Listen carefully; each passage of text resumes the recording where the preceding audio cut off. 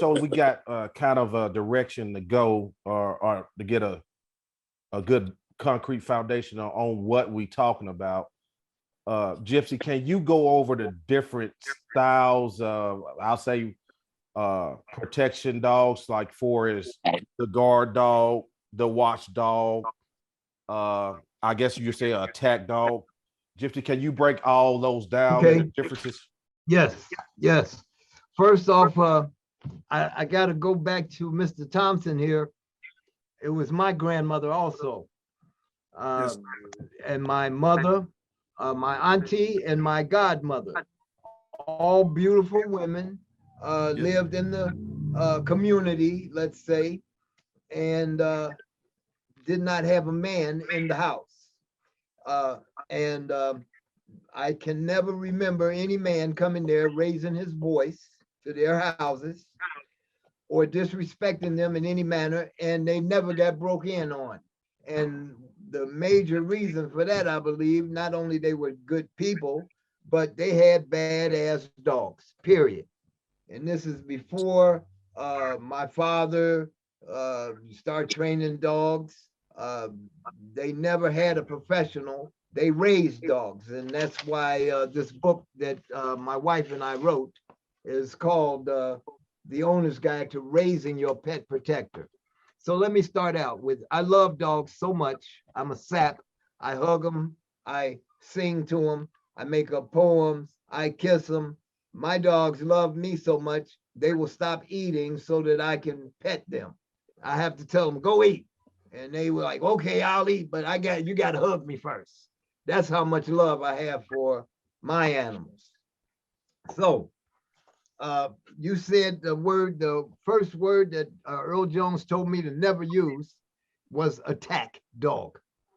Uh, it is a misnomer. It is also, if you use it in a court of law, you can be in big trouble. So I love dogs. I loved my first dog, other than my family's dogs, was the police demonstration. And I was fascinated by that. But I always had the question, if the gun is in this hand, why is the dog biting the other hand?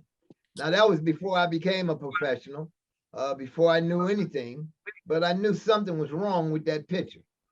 If the gun is over here, why is he biting over here? So I love tracking.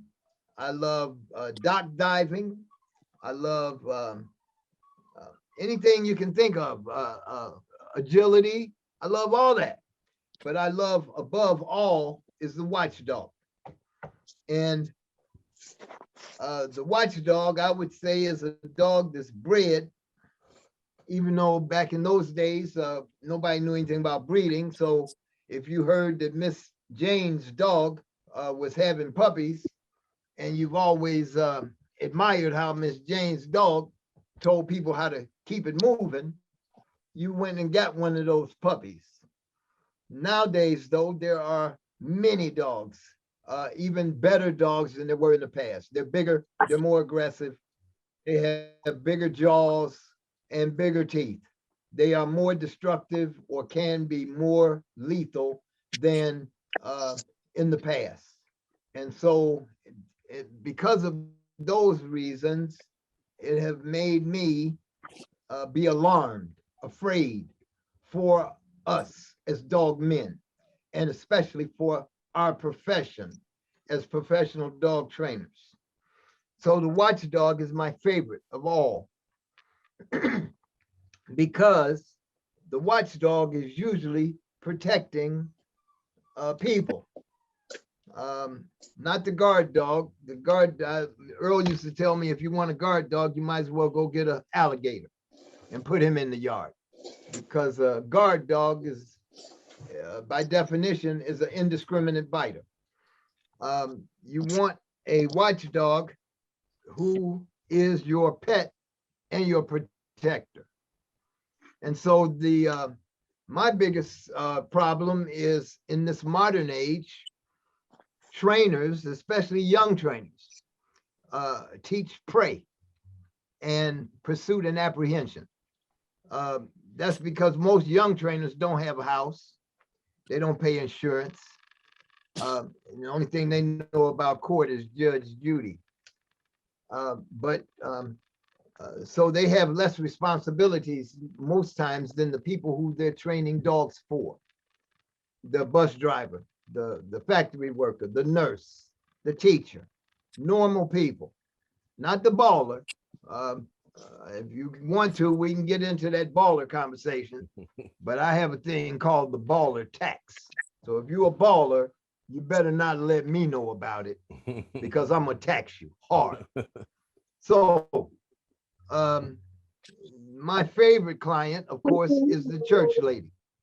And that's because I was raised by all them church women that I mentioned earlier.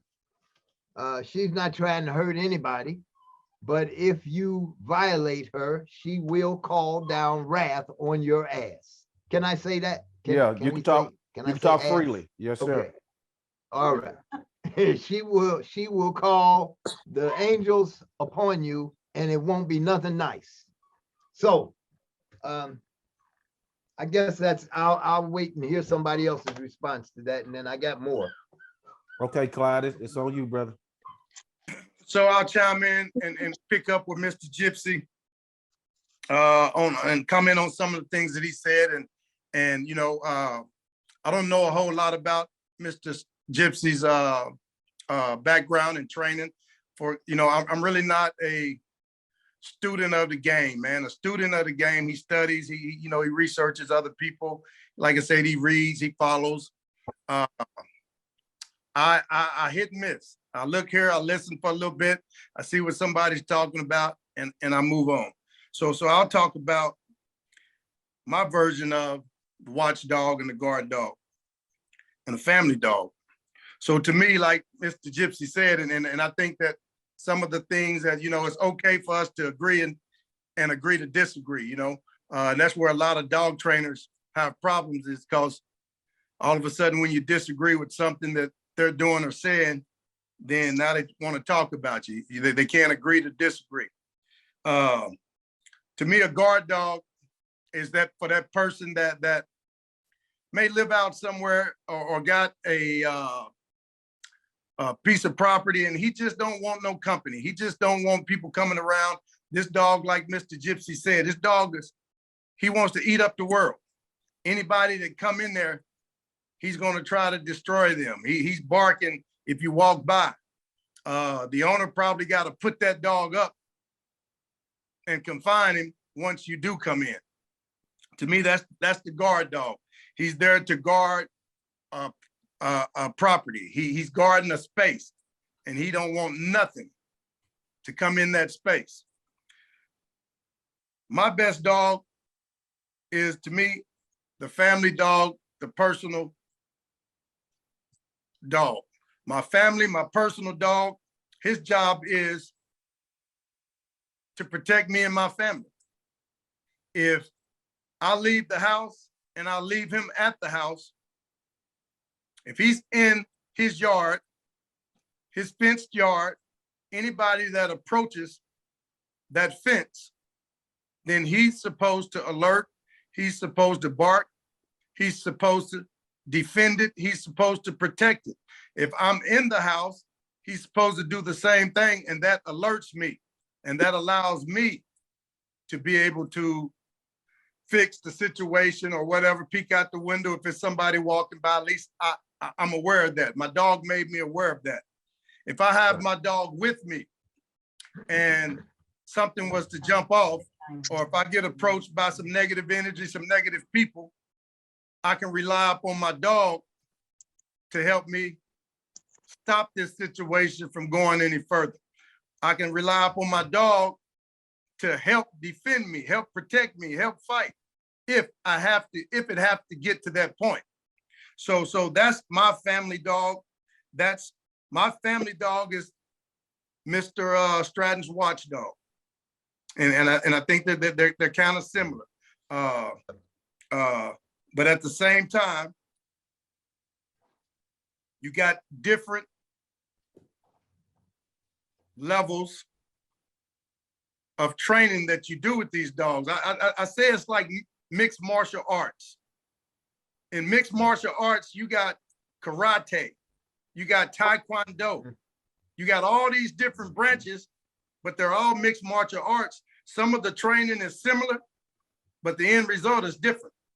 So in this protection world, you got so many people that's training or advertising protection dogs just because that dog has bitten a sleeve, or just because that dog has will alert or will bark.